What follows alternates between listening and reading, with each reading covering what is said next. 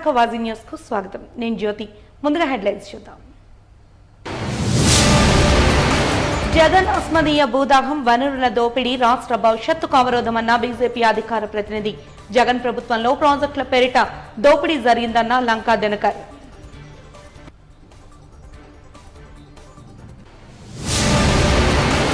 Counting నిర్వహణకు పటిష్ట చర్యలు చేపట్టామన్న జిల్లా కలెక్టర్. నిర్ణీత సమయంలోగా ఫలితాలను వెల్లడించేందుకు ప్రణాళికాయుతంగా చర్యలు చేపట్టామని తెలిపిన doctor A Mallikarjuna. CS Jawahar Reddy నిబద్ధత నిరూపించుకోవాలన్న టీడీపీ మాజీ శాసనసభ్యులు. సీఎస్ పై ఆయన కుమారుడిపై సీబీఐ విచారణ జరిపించాలని డిమాండ్ చేసిన పల్లా శ్రీనివాస్. ఇక వివరాల్లోకి వెళ్తే, గడిచిన 5 సంవత్సరాలలో రాష్ట్రంలో భూదోపిడీ 2 రకాలుగా జరిగిందని, ఒకటి ప్రాజెక్టుల పేరుతో దోపిడీ, రెండోది వైకాపా నాయకుల ప్రోద్బలంతో భూ కబ్జాలు, బెదిరించి తక్కువ ధరకు లాగేసుకోవడం, డీపట్టా భూములు సొంతం చేసుకోవడం, అక్రమ డెవలప్మెంట్ అగ్రిమెంట్ల ద్వారా దోపిడీ జరిగిందంటూ బీజేపీ ముఖ్య అధికార ప్రతినిధి లంకా దినకర్ ఆరోపించారు. లాసెన్స్ బే కాలనీ బీజేపీ పార్టీ కార్యాలయంలో నిర్వహించిన విలేకరుల సమావేశంలో ఆయన మాట్లాడుతూ, జగన్ ప్రభుత్వంలో ప్రాజెక్టుల పేరిట లేదా అధికారులతో కుమ్మక్కై వైకాపా నాయకుల ప్రోద్బలంతో జరిగిన భూదోపిడీపై రాబోయే నూతన ప్రభుత్వం సత్వర విచారణ చేపట్టి దోషులను శిక్షించాలని డిమాండ్ చేశారు.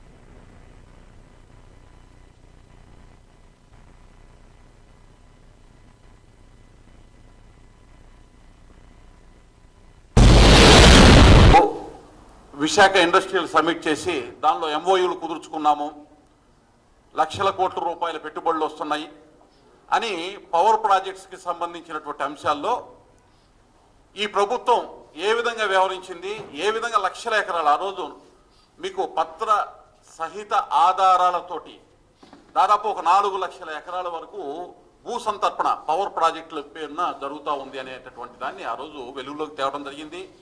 ముఖ్యంగా షిరిడి సాయి ఎలక్ట్రికల్స్, ఇండోసోల్ అనేటటువంటి కంపెనీలు. విశ్వేశ్వర రెడ్డి గారు, ఆయన జగన్మోహన్ రెడ్డి గారికి అత్యంత ఆత్మీయులు. ఆ రోజునే ఈ అంశాన్ని వెలుగులోకి తేవడం జరిగింది.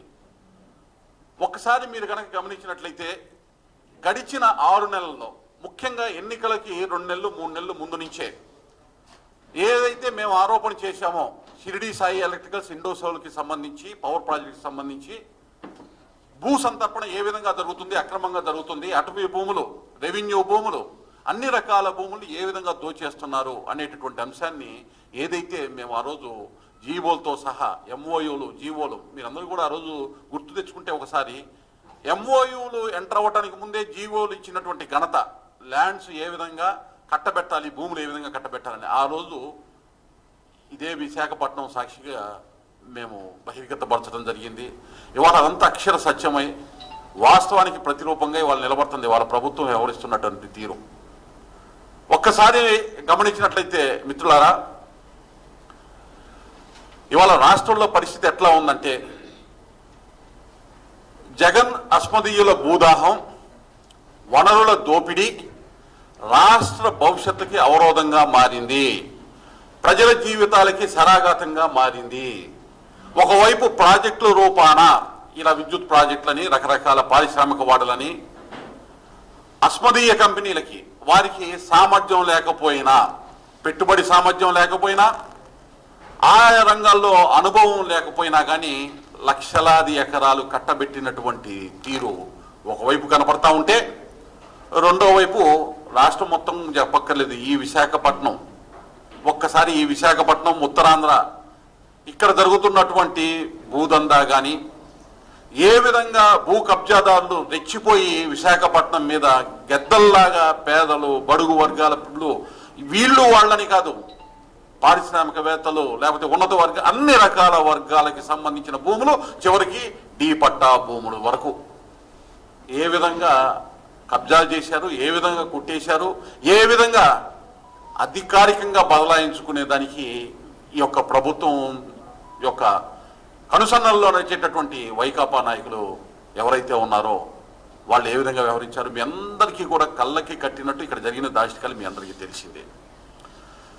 గడిచిన 5 సంవత్సరాలు ఒకసారి వెలిసి చూస్తే ఈ యొక్క భూ దోపిడీ, వనరుల దోపిడీని చూసినట్లయితే 2 రకాలుగా, ముందు ప్రాజెక్టుల పేరిట ఏదైతే చెప్పానో పవర్ ప్రాజెక్టుల పేరిట, వివిధ రకాల పారిశ్రామిక వాళ్ళ పేరిట అస్మదీయులకు భూములు కట్టబెట్టేటటువంటి ప్రయత్నం ఏ విధంగా జరిగిందో ఒక అంశం అయితే, ప్రజలకి సంబంధించినటువంటి ఆస్తులు, ప్రభుత్వానికి సంబంధించినటువంటి భూములు, భవనాలు ఏ విధంగా కబ్జా కోరల్లోకి చిక్కుకొని విలవిలలాడారో ప్రజలందరికీ కూడా తెలిసిందే.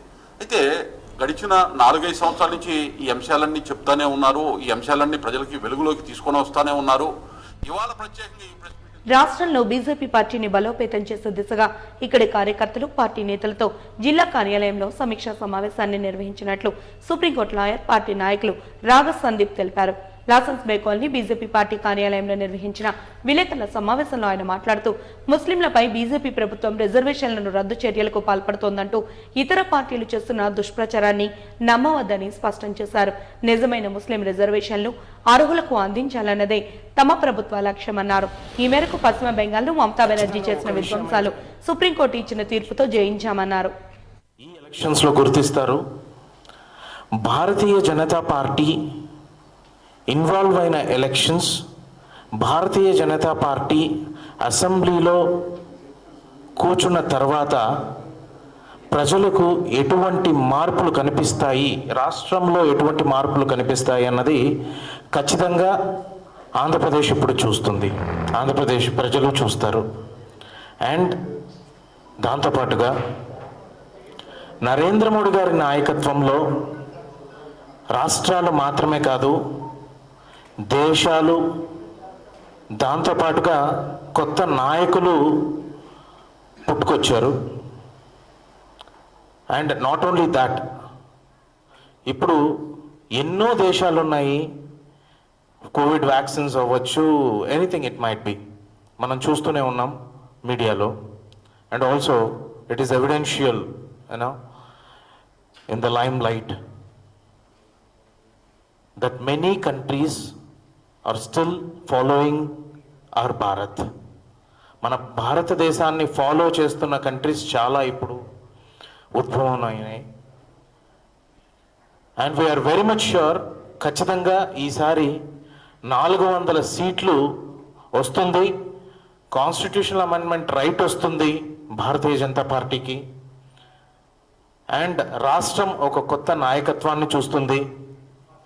దాంతోపాటుగా చంద్రబాబు నాయుడు గారు, పవన్ కళ్యాణ్ గారు, వీళ్ళ యొక్క నాయకత్వం మన యొక్క నాయకత్వంతో కలిసి పనిచేసే విధానం ఖచ్చితంగా కొత్తగా ఉంటుంది. రాష్ట్రం ఇంకా ఎన్నో బాగోగులను చూస్తుందన్నది ప్రగాఢమైన నమ్మకం. And this is our confidence. Thank you. And దీంతో పాటుగా రీసెంట్గా కాల్కటా హైకోర్టులో ఒక జడ్జిమెంట్ వచ్చింది. చాలామందికి దాని గురించి క్లారిటీ లేదు. అదేంటంటే ముస్లిమ్స్కి రిజర్వేషన్స్ కంప్లీట్గా తీసేశారు అని అనుకుంటున్నారు. బట్ యాక్చువల్గా జడ్జిమెంట్ ఏంటంటే, ఎవరైతే కొన్ని తెగల ముస్లిమ్స్ ఉన్నారో వాళ్ళకి ఇల్లీగల్గా సర్టిఫికేట్లు జారీ చేయడం జరిగింది. దానివల్ల అర్హులైన వాళ్ళు చాలామందికి ఉద్యోగాలు పోవడం జరిగింది. వాళ్ళకు అర్హత లేని వాళ్ళకి కూడా ఉద్యోగాలు ఇల్లీగల్గా మమతా బెనర్జీ గారి గవర్నమెంట్ ఇచ్చిందండి. దీన్ని కల్కటా హైకోర్టు గుర్తించి దాదాపుగా 5,000 సర్టిఫికేట్లని క్యాన్సిల్ చేయడం జరిగింది. భారతీయ జనతా పార్టీ మైనారిటీస్కి ఖచ్చితంగా సపోర్టివ్గానే ఉంటుంది. ద సేమ్ వే ఇప్పుడు జరిగిన మోసం ఏదైతే ఉందో, మమతా బెనర్జీ గవర్నమెంట్ చేసిన మోసం ఏదైతే ఉందో, అది ఓబీసీలందరికీ చాలా పెద్ద దెబ్బ. కానీ మమతా బెనర్జీ యొక్క జడ్జిమెంట్, మమతా బెనర్జీ చేసిన ఈ మోసానికి చంపపెట్టులాగా కల్కట్టా హైకోర్టు జడ్జిమెంట్ ఇచ్చింది. దీని మీద వాళ్ళు సుప్రీంకోర్టుకు అప్పీల్కి వెళ్ళడము జరిగింది. అండ్ అప్పీల్ ఈ స్టిల్ ఇన్స్టాగ్, ఇంకా అడ్మిషన్ కూడా కాలేదు. దీన్ని బట్టే మనం అర్థం చేసుకోవచ్చు జ్యుడిషియల్ సిస్టమ్ ఎంత క్లియర్గా ఉంది అన్నది. అండ్ ఇటువంటి మోసాలు జస్ట్ వెస్ట్ బెంగాల్లోనే కాదు, చాలా చోట్ల జరిగినాయి. And once we form the new government, దీని మీద భారతీయ జనతా పార్టీ ఓబీసీ మోర్చా నాయకత్వం ఖచ్చితంగా పోరాటం చేస్తుంది. And we will also be with the justified people and also we will be abiding with the justice.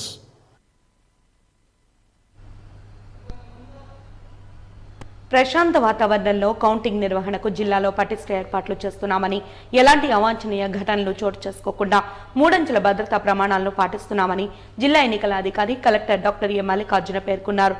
నిర్ణీత సమయంలోగా ఫలితాలను వెల్లడించేందుకు అనుగుణంగా ఎన్నికల కమిషన్ నిబంధనల మేరకు ప్రణాళికాయుత చర్యలు చేపడుతున్నామని తెలిపారు. ఎప్పటికప్పుడు ఎన్నికల ఫలితాలను సమాచారం అందించేందుకు అనుగుణంగా కౌంటింగ్ కేంద్రాల సమీపంలోని media facilitation centre, public communication system ఏర్పాటు చేశామని తెలిపారు. కేంద్ర ఎన్నికల సంఘం నుంచి senior deputy election commissioner Nitish Kumar Vyas Andhra Pradesh రాష్ట్రంలో అన్ని జిల్లాల కలెక్టర్లు, సిపిలు, ఎస్పీలు, అసెంబ్లీ నియోజకవర్గాల ఆర్వోలతో వీడియో కాన్ఫరెన్స్ ను నిర్వహించారు.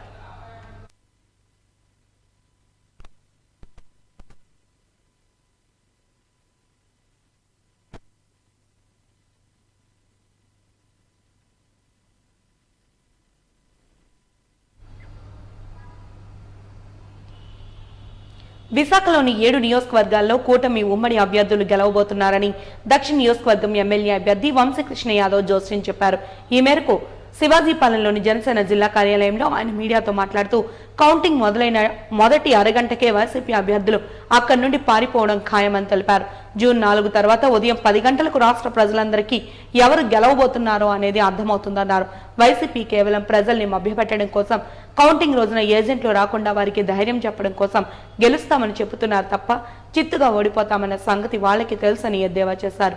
పోలింగ్ జరిగిన రోజు మధ్యాహ్నం 12 గంటలకే వైసీపీ మంత్రులు, ఎమ్మెల్యేలు చేతులెత్తేసి పోలింగ్ కేంద్రాల వద్ద నుండి పలాయనం చెత్తగిస్తారన్నారు. ఒక అన్నదమ్ముడిగా, ఒక కొడుకుగా చాలామంది నన్ను ఓన్ చేసుకొని ఇవాళ నన్ను మంచి మెజారిటీతో గెలిపిస్తున్నందుకు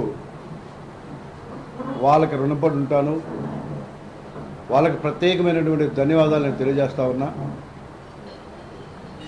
వాళ్ళు రుణం తీర్చుకునే అవకాశం నాకు దేవుడు ఇస్తున్నందుకు ఖచ్చితంగా దక్షిణ నియోజకవర్గాన్ని ఒక గ్రీన్ సిటీగా తయారు చేయడానికి నా శక్తి వంచన లేకుండా పనిచేస్తానని చెప్పేసి మీ ద్వారా వాళ్ళకి హామీ ఇస్తా ఉన్నా.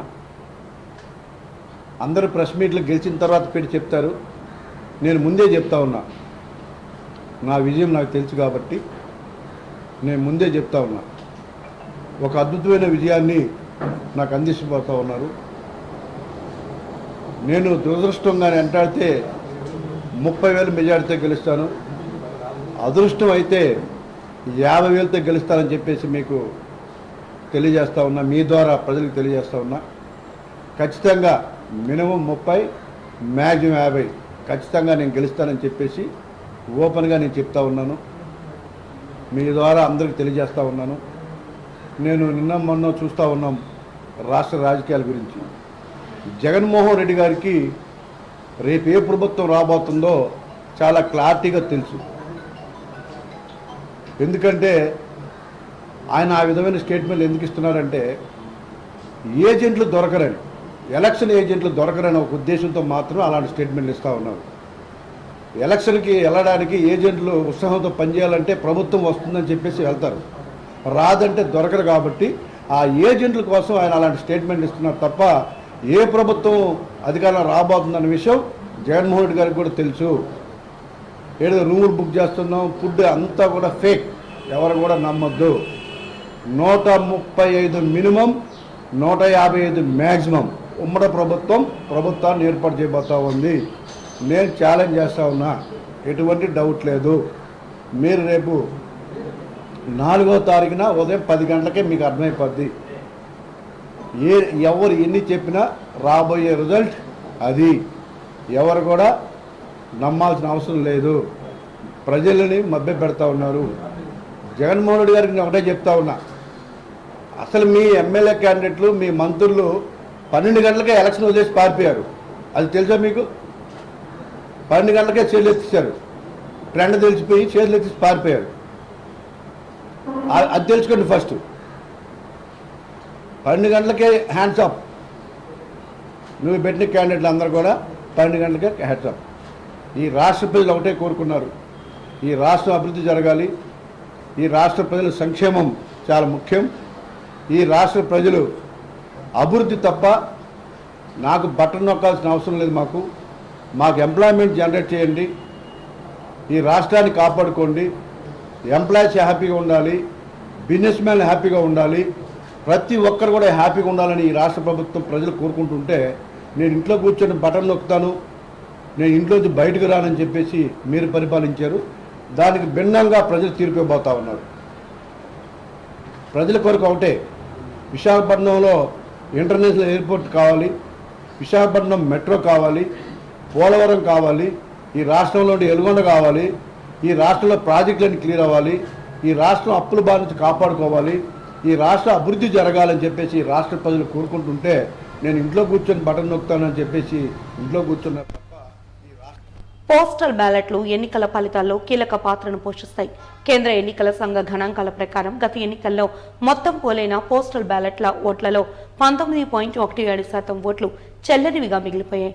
డిక్లరేషన్ ఫారంపై అటెస్టింగ్ ఆఫీసర్ స్టాంప్ లేదన్న ఏకైక కారణంతో పోస్టల్ బ్యాలెట్లను తిరస్కరించవద్దని ఎన్నికల సంఘం స్పష్టం చేసింది. ఈ నేపథ్యంలో పోస్టల్ బ్యాలెట్ పై వాజీ ఛానల్ అందిస్తున్న ప్రత్యేక కథనం.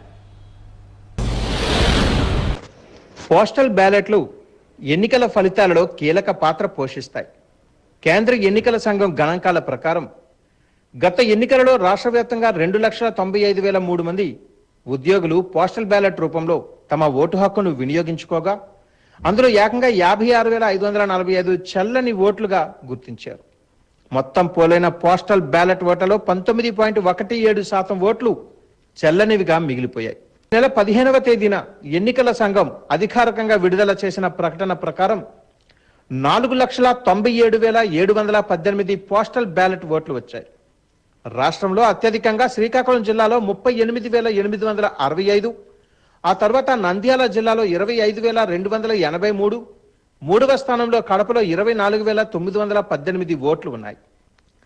2019 ఎన్నికలలో విశాఖ లోక్సభ నియోజకవర్గ పరిధిలో 6,728 పోస్టల్ బ్యాలెట్లు చెల్లుబాటు అయ్యాయి. వాటిలో తెలుగుదేశం పార్టీ అభ్యర్థి శ్రీభరత్కు 1999 రాగా వైకాపా అభ్యర్థి ఎంవివి సత్యనారాయణకు 2,938 ఓట్లు వచ్చాయి. ఆ ఎన్నికలలో ఎంవివి కేవలం 4,414 ఓట్ల మెజారిటీతో గెలుపొందారు. ఆయన విజయంలో పోస్టల్ బ్యాలెట్లు కీలకంగా మారాయి. విశాఖ పార్లమెంటరీ నియోజకవర్గానికి సంబంధించి 22,454 మంది పోస్టల్ బ్యాలెట్ ద్వారా ఓటు వేశారు. విజయనగరం జిల్లా విషయానికి వస్తే రాజాం నియోజకవర్గం నుంచి 2,116 మంది, బొబ్బిలి నియోజకవర్గం నుంచి 2,433 మంది, చీపురుపల్లి నియోజకవర్గం నుంచి 1,496 మంది, గజపతి నగరం నియోజకవర్గం నుంచి 2,089 మంది, నెల్లిమర్ల నియోజకవర్గం నుంచి 1,759 మంది, విజయనగరం నియోజకవర్గం నుంచి 4,201 మంది, ఎస్కోట నియోజకవర్గం నుంచి 2,770 మంది, ఇతర జిల్లాలకు చెందిన వారు 2,770 మంది కాగా 18,869 మంది పోస్టల్ బ్యాలెట్ ద్వారా ఓటు హక్కును వినియోగించుకున్నారు. పార్వతీపురం జిల్లా వ్యాప్తంగా పోస్టల్ బ్యాలెట్ ద్వారా 8,053 మంది ఉద్యోగులు ఓటు హక్కు వినియోగించుకున్నారు. అత్యధికంగా కురుపాం నియోజకవర్గంలో 2,498 మంది, అత్యల్పంగా సాలూరు నియోజకవర్గంలో 1,486 మంది ఓటు హక్కును వినియోగించుకున్నారు. పార్వతీపురం నియోజకవర్గంలో 2,194 మంది, పాలకొండ నియోజకవర్గంలో 1,875 మంది, ఇతర జిల్లాలో విధులు నిర్వహించిన 1,638 మంది ఉద్యోగులు పోస్టల్ బ్యాలెట్ను వినియోగించుకున్నారు. ఈ ఎన్నికలలో వృద్ధులు, విభిన్న ప్రతిభావంతులకు హోమ్ ఓటింగ్ విధానాన్ని కొత్తగా ప్రవేశపెట్టారు.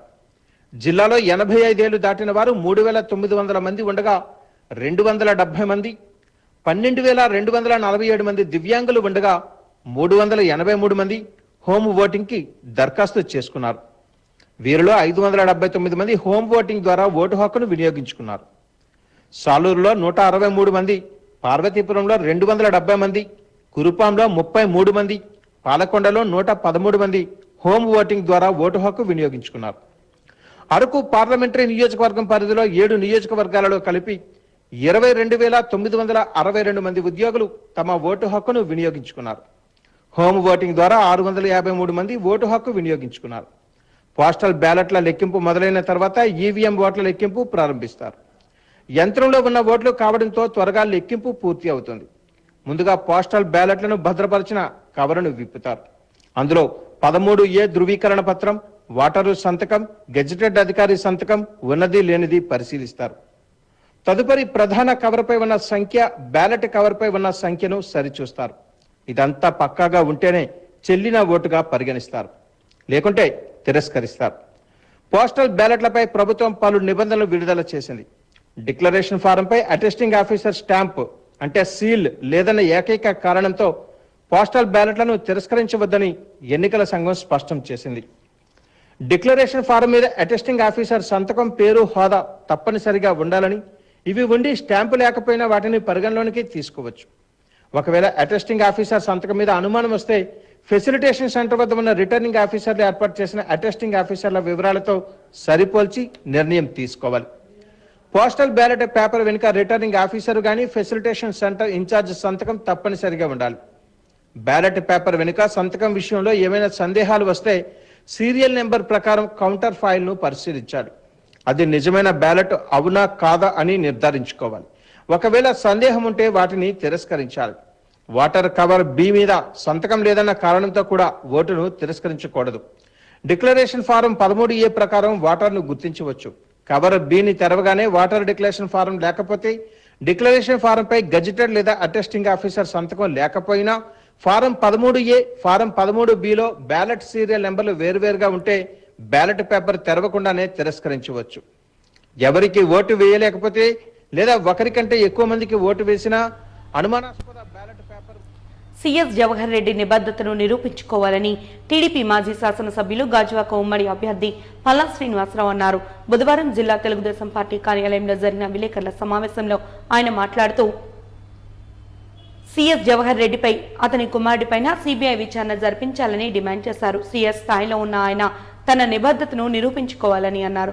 శాఖపరంగా కూడా దర్యాప్తు చేయాలని, భోగాపురం ఎయిర్పోర్ట్ పరిసరాల్లో ఉన్న అసైన్డ్ భూములను కొట్టేయాలని ఆలోచన దుర్మార్గమని పేర్కొన్నారు. అధికారాన్ని అడ్డుపెట్టుకుని బ్యూరోక్రసీ కూడా దోపిడీలకు పాల్పడటం ఘోరమన్నారు. జిల్లా స్థాయిలో ఉన్న అధికారులు కూడా దీనిపై వివరణ ఇవ్వాలని కోరారు. జగనన్న కాలనీల పేరుతో అసైన్డ్ ల్యాండ్స్ డేటా పూర్తిగా తీసుకుని అక్రమాలకు పాల్పడ్డారని ఆరోపించారు. డేటాలో ఉన్న ప్రకారం దళారులతో అగ్రిమెంట్లు ఎవరు చేసుకున్నారో తెలుసుకుని వారికి ఫ్రీ హోల్డ్ సర్టిఫికెట్లు ఇచ్చారని చెప్పారు. అంటే చీఫ్ సెక్రటరీ అయినటువంటి జవహర్ రెడ్డి గారి పైన వస్తున్నటువంటి ఆరోపణలు ఏవైతే ఉన్నాయో దానిపైన అంటే ఇప్పటికే కూటమి సంబంధించినటువంటి మిత్రపక్షాలు మరి ప్రెస్ మీట్లు పెట్టడం జరిగింది, వాళ్ళు డిమాండ్ చేయడం జరిగింది. ఈరోజు మేము కూడా తెలుగుదేశం పార్టీ తరఫున ఉత్తరాంధ్రలో సుమారు 2,000 కోట్ల ఎసైన్ భూముల కుంభకోణంకు పాల్పడినటువంటి సిఎస్ జవహర్ రెడ్డి గారు ఆయన కుమారుడిపై విచారణ జరిపించాలని, అలాగే జీవో 596ని అడ్డు పెట్టుకొని ఇప్పటికే అనేక లావాదేవీలు చేశారని చెప్పేసి మరి ఆరోపణలు ఉన్నాయి కనుక దాని మీద వెంటనే మరి విచారణ జరిపించాలని చెప్పేసి మేము తెలుగుదేశం పార్టీ తరఫున మేము డిమాండ్ చేస్తున్నామండి. ఒక నెల రోజుల్లో అంటే ఇంకా ఆయన పదవీ కాలం అంటే జవహర్ రెడ్డి గారి పదవీ కాలం ఇంకా ఒక నెల రోజుల్లో ముగినీను అంటే అది ఆయనది రిటైర్మెంట్ కాబోతున్నారు. మరి ఈలోగా ఆయన సుమారు 800 ఎకరాలకు సంబంధించి అసైన్ ల్యాండ్స్ దళితులకు అలాగే బలహీన వర్గాలు వెనుకబడినటువంటి వర్గాలకు సంబంధించినటువంటి అసైన్ భూములు ఆయన జీవో నంబర్ 596ని అడ్డు పెట్టుకొని వాటిని వాళ్ళ అబ్బాయి పేరున వాళ్ళ అనుమానుల పేరున రిజిస్ట్రేషన్ చేశారని చెప్పేసి మరి మా దృష్టికి రావడం జరిగిందండి. కనుక వాటి పైన ఆయన వెంటనే విచారణ జరిపించాలి, సిబిఐ ఎంక్వైరీ చేయాలని మేము డిమాండ్ చేస్తున్నాం. అలాగే ఇప్పటికే చాలాసార్లు ప్రతిపక్షాలు ఆయన మీద ఆరోపణలు చేయడం జరిగింది. వాటిపైన ఆయన స్థాయిలో అయినా సరే, అంటే రాష్ట్రంలో ఒక చీఫ్ సెక్రటరీ స్థాయిలో వారైనా సరే మరి ఆయన నిబద్ధతను నిరూపించుకోవడానికి కోసం ఆయనైనా సరే మరి ఎంక్వైరీ వేయాలని చెప్పేసి మేము డిమాండ్ చేస్తున్నాం. అంటే ప్రధానంగా మేము డిమాండ్ చేసేది సిబిఐ ఎంక్వైరీ వేసి వీటిపైన, ఎందుకంటే రాష్ట్ర ప్రధాన కార్యదర్శి ఒక సీనియర్ ఐఏఎస్ ఆఫీసర్ వారిపైన మరి ఈ ఆరోపణలు వస్తున్నాయి కనుక వెంటనే సిబిఐ ఎంక్వైరీ చేయించాల్సినటువంటి అవసరం ఉందని చెప్పి మేము తెలియజేస్తున్నాం. అలాగే శాఖ పరంగా, డిపార్ట్మెంటల్ పరంగా కూడా మరి ఆయన స్థాయిలో ఈ ఎంక్వైరీ చేయాలని కూడా మళ్ళీ మేము డిమాండ్ చేస్తున్నాం. ఈరోజు పరిస్థితి ఎలా ఉందంటే చాలా దారుణంగా ఉంది. ఉత్తరాంధ్రకు సంబంధించినటువంటి ఈ భూముల వ్యవహారం, ముఖ్యంగా ఈ భోగాపురం ఎప్పుడైతే ఆ ఎయిర్పోర్ట్ వస్తుందన్నారో ఆ ప్రాంతంలో ఉన్నటువంటి భూములు ఏదైతే ఎస్ఐన్ భూములు కావచ్చు, ఎస్ఐన్ భూములకు సంబంధించినటువంటి దళితులకు సంబంధించినటువంటివి, వెనకబడినటువంటి వారికి సంబంధించినటువంటి భూముల్ని వీళ్ళు కొంచెం రేట్లు రావడం. వాజీ న్యూస్ ముగించే ముందు హెడ్లైన్స్ మరొకసారి చూద్దాం. జగన్ ఆస్మదీయ భూదాహం, వనరుల దోపిడీ రాష్ట్ర భవిష్యత్తుకు అవరోధమన్న బీజేపీ అధికార ప్రతినిధి. జగన్ ప్రభుత్వంలో ప్రాజెక్టుల పేరిట దోపిడీ జరిగిందన్న లంకా దినకర్.